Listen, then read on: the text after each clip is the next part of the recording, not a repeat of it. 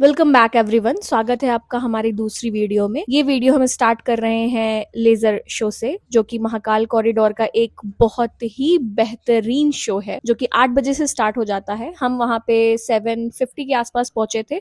उस टाइम बहुत ही भीड़ थी, तो हम लेजर शो के पीछे खड़े हो गए थे, जिससे हमें आसानी से लेजर शो नहीं दिख रहा था। I mean it was not clear. तो मैं सजेस्ट करूंगी आप फूड कोर्ट के आसपास जाओ, जहाँ पे सप्तऋषि का प्रॉपर बना हुआ है स्टैचूज, वहां पे आप जाओ। वहां से आपको लेजर शो प्रॉपर दिखेगा, उसका आप आनंद लीजिए। बहुत ही सुंदर शो है, उसमें आपको सारे डिटेल्स पता चलेंगे। बहुत ही सुंदर तरीके से दिखाया गया है। लेजर शो खत्म करने के बाद हम लाइन में लग गए थे महाकाल शयन आरती के लिए, जो कि 10:30 पे स्टार्ट होती है।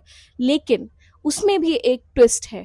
आपको लाइन में तो मतलब जब आप लेजर शो खत्म कर लो उसके बाद आप लाइन में लग जाओ, लेकिन हाँ, धीरे धीरे करके आपको 10:30 तक उसी लाइन में रहना है। अब वो आपके ऊपर है कि आप 10:30 तक उस लाइन में कैसे रह सकते हो।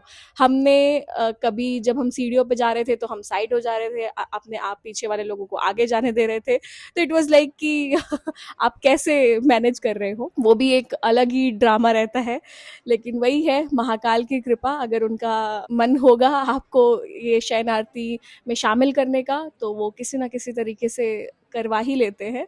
तो हमने भी ये सब तिगड़मबाजी लगाई और उसके बाद शयन आरती तक उनकी कृपा से हम पहुंच ही गए। उनका शयन आरती देखा, जो कि मतलब ये शब्दों में आ ही नहीं सकता है कि आप उसको कैसे एक्सप्लेन करोगे। बस वो चीज़ें आपकी आंखों से दिखती है।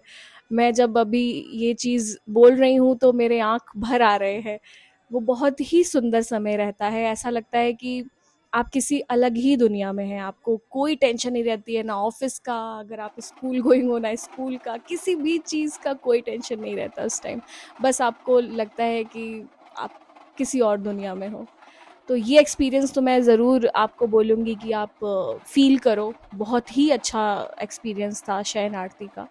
उसके बाद शयन आरती ख़त्म होने के बाद हम लोग अपने होटल को वापस चले गए, जो कि बज गए थे उस टाइम 12 तो बज ही गए थे बाहर निकलते-निकलते। फिर हम लोगों ने 1-2 घंटे आराम किए, उसके बाद 2 बजे उठ के रेडी होके हम लोग 3 बजे तक दोबारा लाइन में लग गए भस्म आरती के लिए। भस्म आरती के लिए अगर आपके पास टिकट नहीं है तो आपको नॉर्मल लाइन लगानी पड़ती है, जो कि बहुत लंबी लाइन होती है। उसमें आपको नॉर्मल जैसे आप नॉर्मल दर्शन करते हो उस टाइम 5:30 बजे के पहले वो खुलता है लाइन, और फिर आपको नॉर्मल दर्शन करने को मिल जाता है। लेकिन अगर आपको भस्म आरती प्रॉपर देखनी है तो आपको 3 महीने पहले टिकट बुक करानी होती है ऑनलाइन।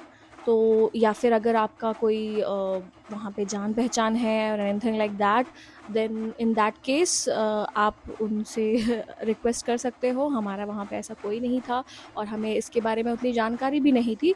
तो हमने यही डिसाइड किया कि हम ठीक है लाइन लग के भगवान की थोड़ी सी दर्शन ही कर लेंगे। नहीं ज़रूरत है इतना लंबा बैठने की, लेकिन हाँ, बस उनके आशीर्वाद से हमें उनका दर्शन करने को मिल गया।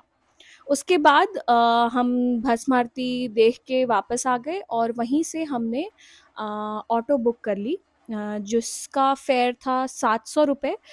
वो ऑटो हम लोगों को मॉर्निंग में 5 जगह कवर कराने वाला था, जो कि पहला था गढ़कालिका मंदिर। वो भी एक शक्तिपीठ है। वो भी बहुत सुंदर मंदिर है। वहाँ पे भी बहुत ही अच्छी फीलिंग आएगी आपको, अगर आप प्रॉपर उसी भाव से जा रहे हो तो माता रानी आपको निराश नहीं करेंगी। बहुत ही सुंदर मंदिर है। उसके बस मतलब 50 मीटर पे ही स्थिरमान गणेश जी का मंदिर है। वो भी बहुत सुंदर मंदिर है, वहाँ पे जाइए आप। उसके बाद आप काल भैरव मंदिर का दर्शन करिए। मैं तो सजेस्ट करूँगी कि जैसे ही आप लोग काल भैरव का महाकाल का दर्शन कर लेते हैं, ये सारे मंदिर आप सुबह में ही कवर कर लो, अगर आप पीक टाइम पे जा रहे हो। नॉर्मल टाइम पे उतनी भीड़ नहीं रहती है, बट हाँ, पीक टाइम पे बहुत ही ज़्यादा भीड़ रहती है। तो आप काल भैरव मंदिर विजिट कर सकते हो। उसके बाद संदीपनी आश्रम, जहाँ पे श्री कृष्ण का सारा मतलब पढ़ाई लिखाई एवरीथिंग वाज देयर। आप वहाँ पे बहुत सारी मतलब उन्होंने कितनी कलाएं सीखी, क्या कुछ गीता में उन्होंने क्या क्या संदेश दिया, सब कुछ वहाँ पे बहुत ही खूबसूरत तरीके से वहाँ पे दिखाया गया है। वो बहुत सुंदर आश्रम है। वो बहुत ही मतलब आपको जाके वहाँ पे बहुत अच्छा लगेगा, तो आप वहाँ पे ज़रूर जाएँ। उसके बाद आता है मंगलनाथ मंदिर। मंगलनाथ मंदिर वहाँ पे शिव जी मंगल के रूप में विराजमान हैं, तो वहाँ पे आप ज़रूर जाइए। वहाँ पे उनकी सवारी नंदी नहीं, एक शीप है, तो आप वहाँ पे ज़रूर जाइए, वो भी एक बहुत ही अच्छा एक्सपीरियंस रहेगा। उज्जैन का होटल हमने 12:30 बजे चेकआउट कर लिया था। वहाँ से फिर हमने ऑटो लिया और हम नानाखेड़े बस स्टैंड पहुँच गए। नानाखेड़े बस स्टैंड पहुँचने के बाद हमने इंदौर की बस ली, जो कि हमें पड़ी 75 पर पर्सन, वो एक नॉर्मल बस थी। हमने ये डिसाइड किया था कि हम पहले इंदौर पहुँच के रेस्ट करेंगे, उसके बाद अर्ली मॉर्निंग हम ओमकारेश्वर के लिए निकलेंगे।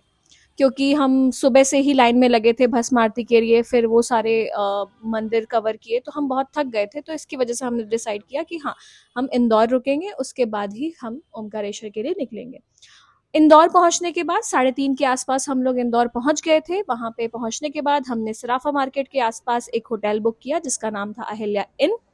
अगर आपको स्ट्रीट फूड पसंद है तो आप सराफा मार्केट 9:30 के बाद ज़रूर जाइए, वो आपको बहुत ही अच्छे स्ट्रीट फूड प्रोवाइड करते हैं। So do visit Sarafa market after 9:30। फिर हम वापस आए सराफा मार्केट से कुछ स्ट्रीट फूड लेके। उसके बाद फिर हम वापस आ गए अपने होटल, थोड़ा रेस्ट किया। उसके बाद सुबह सुबह हम 5 बजे कैब लेके निकल गए। हाँ, कैब हमने होटल से ही बोल दिया था कि हमें एक कैब प्रोवाइड कर दो ओमकारेश्वर टेम्पल जाने के लिए, तो उन्होंने हमें कैब प्रोवाइड कर दी थी, जिसका फेयर हमें 3,000 कुछ पड़ा था। तो हम सुबह 5 बजे निकल गए ओमकारेश्वर के लिए और हम 7:30 बजे तक ओमकारेश्वर पहुंच गए थे। जब हम पहुंचे तो वो थोड़ा सा पीक टाइम था, जिसकी वजह से वहाँ पे भीड़ बहुत ज़्यादा थी।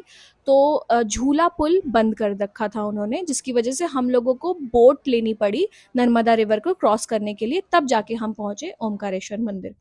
ओमकारेश्वर मंदिर पहुंचने के बाद हमें 3 घंटे लाइन में लगना पड़ा था। लेकिन अगर आप पीक सीजन में जा रहे हो और आपको लाइन में नहीं लगना है, तो मैं सजेस्ट करूंगी कि एक दिन पहले आप वहाँ पे एक वीआईपी टिकट होता है वो बुक कर सकते हो, जिसका फेयर आई गेस 350 पर पर्सन लगता है। तो इसकी जानकारी हम लोगों को नहीं थी, जिसकी वजह से हम लोगों ने ये बुक नहीं किया था। अगर आप ऐसे पीक सीजन में जा रहे हो तो आप ज़रूर ये टिकट ले लो एक दिन पहले, जिस दिन आपको दर्शन करना है उसके एक दिन पहले, तो आपके लिए दर्शन थोड़ा सा आसान हो जाएगा। फिर हम 3.5 घंटे लाइन में लग के प्रभु का दर्शन लेके वापस झूला पुल से वापस हम हुए ममलेश्वर दर्शन करने के लिए।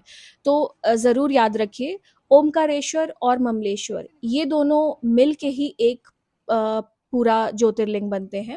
तो जब आप ओमकारेश्वर जा रहे हैं तो ओमकारेश्वर और ममलेश्वर इन दोनों का ही दर्शन करना ज़रूरी होता है, तभी आपका ज्योतिर्लिंग का दर्शन पूरा होगा। तो इस तरीके से हमने फिर ये सारा अपना प्लान कवर किया और वापस फिर हम अपने बस स्टैंड आ गए पुणे के लिए। हर हर महादेव एवरीवन। अब हम वापस पुणे जा रहे हैं, बैक टू पवेलियन। हमने इंदौर से पुणे की बस ली है, श्यामली बस ट्रैवल्स। इसमें हमें सरप्राइजिंगली पानी का बॉटल एंड सैंडविच मिला है, which is really very good. And as compare to हमारी आने वाली bus from Pune to Ujjain, it's very luxurious. And ये उतना झर्क भी नहीं दे रही है जैसे पिछली वाली बस में हमने फेस किया था। So now it's very good.